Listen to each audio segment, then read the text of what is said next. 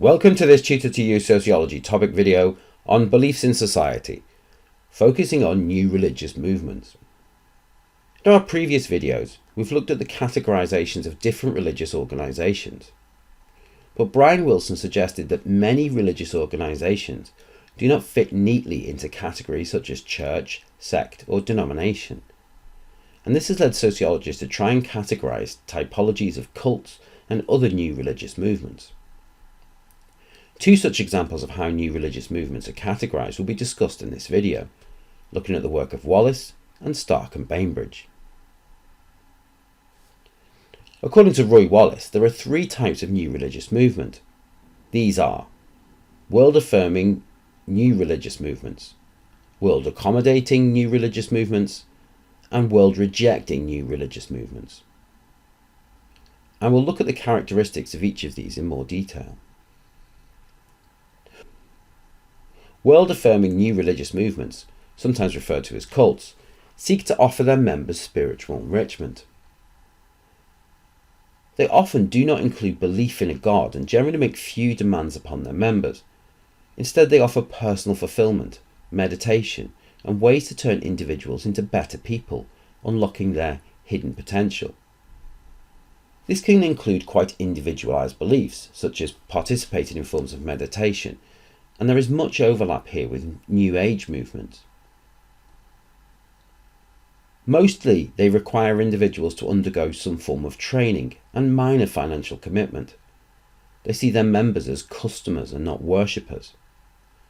Examples of these type of movements include transcendental meditation and the human potential movement. World-accommodating new religious movements separate life into spiritual and worldly spheres and focus on the spiritual sphere. They neither affirm nor reject the world, but they do adapt in order to ensure that they can peacefully coexist. World-accommodating NRMs are often formed from members breaking away from another form of religious belief, for example Neo-Pentecostalism, where people who would experience Pentecostal experiences would remain with their church and sought to duplicate their experiences in the lives of their fellow churchgoers, rather than leave and join a Pentecostal movement. As a consequence, Neo-Pentecostalism can be seen across Christian and Roman Catholic denominations.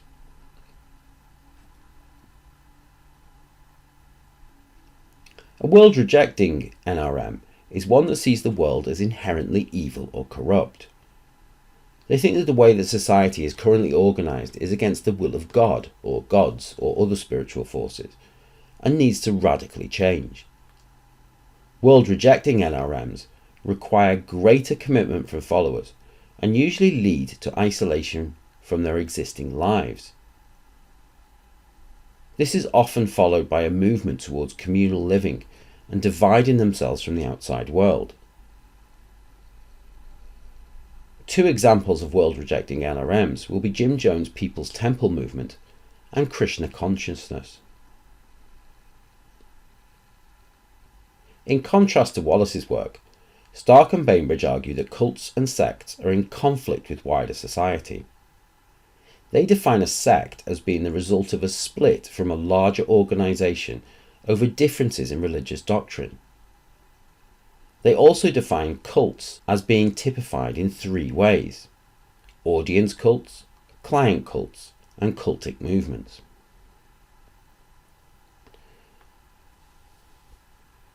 Stark and Bainbridge looked at religious and spiritual movements as if they were business organizations, referring to participants or adherents or congregants as customers or clients.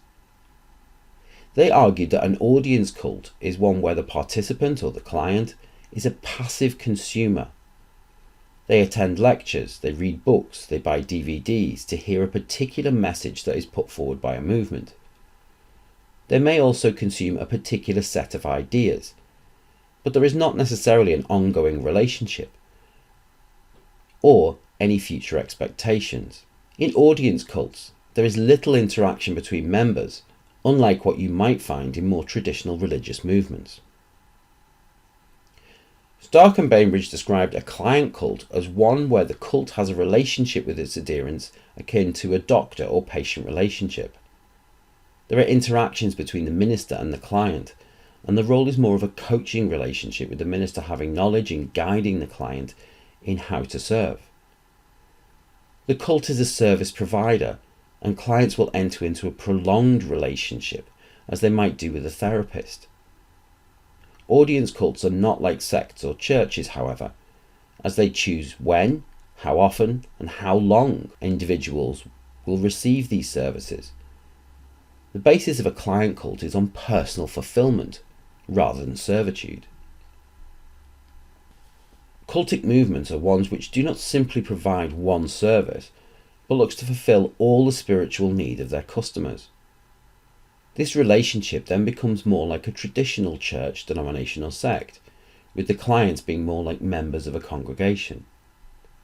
They're more likely to identify themselves as a member of the group and as a believer in the cause. Within this typology, there is still a wide range of organisations, with some expecting more commitment than others. And it's been argued that Scientology turned from being a client cult into what it is today, a cultic movement.